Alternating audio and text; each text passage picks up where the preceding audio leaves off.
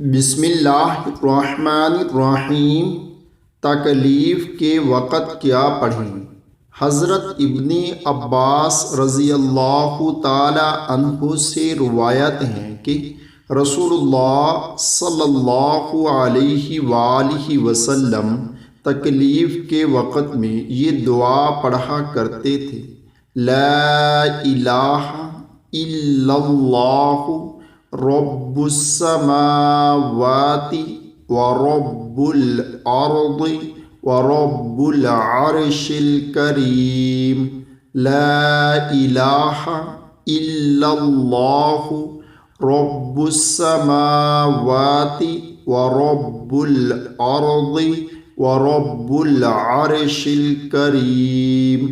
اللہ تعالی ہم سب کو اس پر عمل کرنے کی توفیق عطا فرمائے، آمین۔